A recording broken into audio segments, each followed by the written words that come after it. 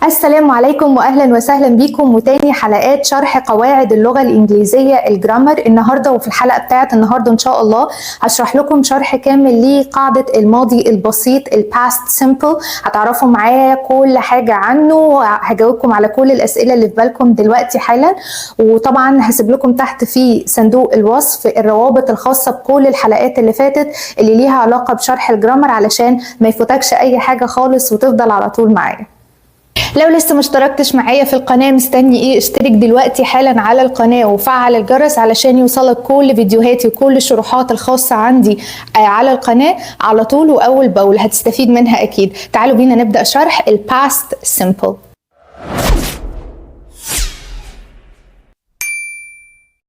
خليني افكركم ان انا بقسم فيديو شرح القواعد والجرامر لاربع اقسام. اول حاجه خالص بنستخدم القاعده بتاعه اليوم في ايه، يعني بتستخدمها في ايه، امتى نستخدم الباست سيمبل، هقولها لكم في الاول. وتاني حاجه تكوين الجمله، ازاي نكون جمله بالزمن ده.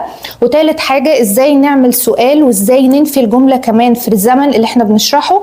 ورابع حاجه خالص هو الكلمات الدلاليه او المفتاحيه.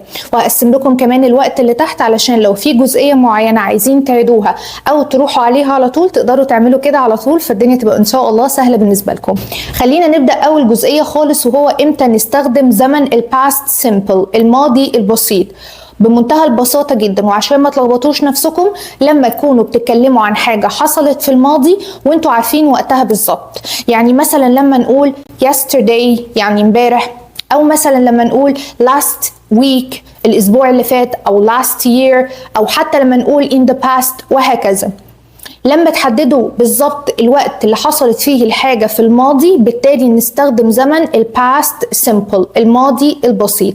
وخلي بالكم من خطأ وحاجة بنتلخبط فيها كتير جدا، هو الفرق ما بين استخدام الباست سيمبل الماضي البسيط والبريزنت بيرفكت. امتى نستخدم الباست سيمبل وامتى نستخدم البريزنت بيرفكت اللي هو المضارع التام. لما نكون عارفين وقت الحاجة بالظبط اللي حصلت في الماضي وقتها نستخدم الباست سيمبل، لكن لما ما تكونش عارف الوقت ساعتها نستخدم البريزنت بيرفكت. وطبعا ده انا هشرحه ان شاء الله في الحلقات الجاية بشكل كامل باذن الله، بس لازم تعرفوا الفرق. اما تكون عارف الوقت استخدم باست سيمبل، لما تكون مش عارف الوقت في الماضي هنستخدم البريزنت بيرفكت. تاني حاجة تكوين الجملة، ازاي نعمل جملة في الباست سيمبل؟ بمنتهى البساطة جدا ان احنا بنستخدم التصريف التاني للفعل. طيب خليني اقول لكم حاجة مهمة قوي، اي فعل ليه 3 تصريفات، تمام؟ اللي هو البريزنت اللي هو التصريف الاول بتاعه الانفينيتيف المصدر، او 2 تصريفات تانيين في الماضي اللي هو الباست والباست participle اللي هو التصريف الثاني والتصريف الثالث للفعل.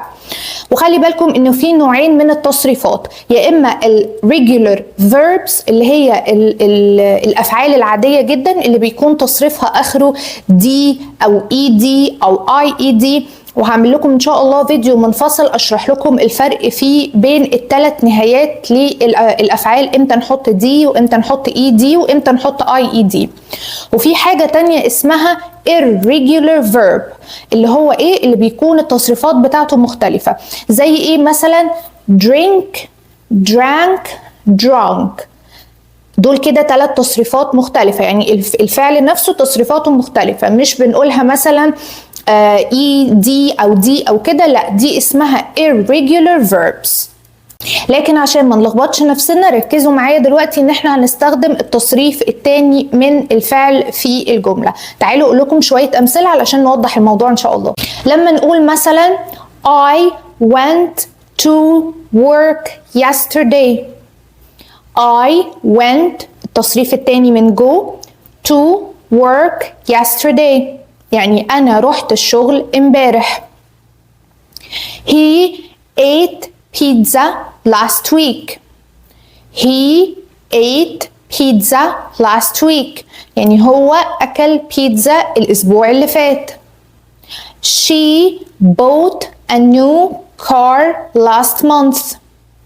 She bought a new car last month. خلي بالكم new بتتقال كمان new اللي هي الجديد يعني.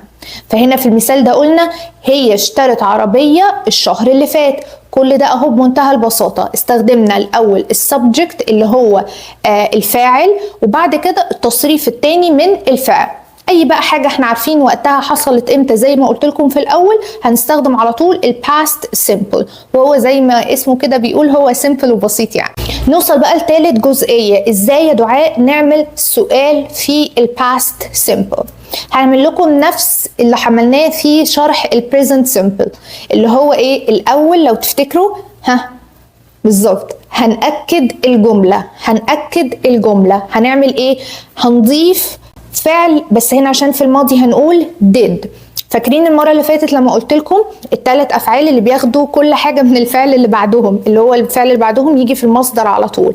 do، does، did.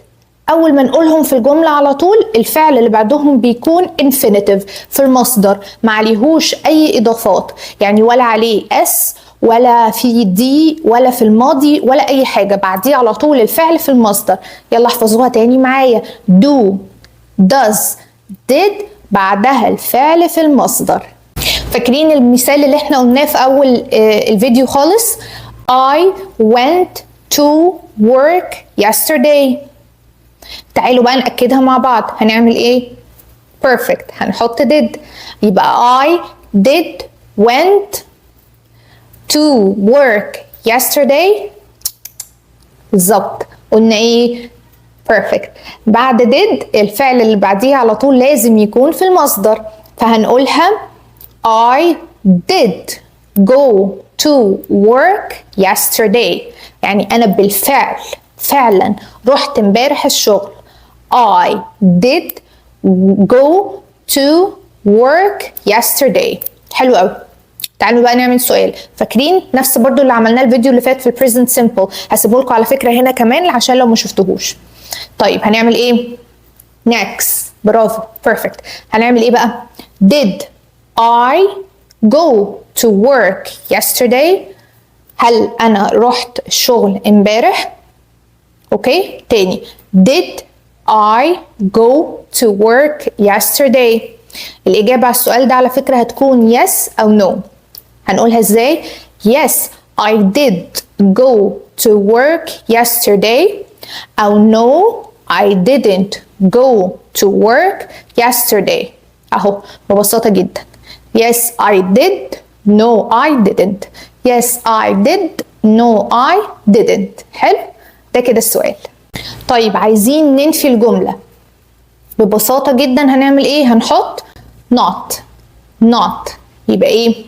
I didn't go to work yesterday. I did not go to work yesterday. خلي بالكم did not بندمجها كده مع بعض، بنعمل لها contraction تبقى didn't. سهلة بسيطة جدا. ده كده ببساطة قوي شرح الباست سيمبل، زمن الماضي البسيط. تعالوا اقول لكم بقى اخر جزئية، الكلمات اللي اول ما نشوفها نعرف ان ده على طول باست سيمبل. وقبل ما اقول لكم الكلمات الدلاليه او المفتاحيه، عايزه افكركم ان انتوا تكتبوا كل الشرح ده معايا، تكتبوه وتدوا كمان انتوا اكزامبلز مع نفسكم وتكتبوها لي تحت هنا في الكومنتس علشان اشوفها واصححها لكم كمان، وعشان ان شاء الله كلنا نستفيد. طيب ايه بقى الكلمات اللي اول ما نشوفها يا دعاء نعرف ان ده ماضي بسيط؟ تعالوا نشوف. لما تشوف yesterday، last week، last year، ago أو in the past، أول ما تشوف الكلمات دي تعرف إن الجملة دي على طول متحدد وقتها أهو، فبالتالي هنستخدم ال past simple. وبس كده بمنتهى البساطة، ما تلخبطوش نفسكم. دي كلها كده الاستخدامات البسيطة جدا، وازاي بنعمل جملة وبنسأل وبنعمل السؤال وبننفي الجملة وكل حاجة في الباست سيمبل. اخدناها كده النهاردة، وزي ما قلت لكم مستنية دلوقتي حالا الاكزامبلز بتاعتكم.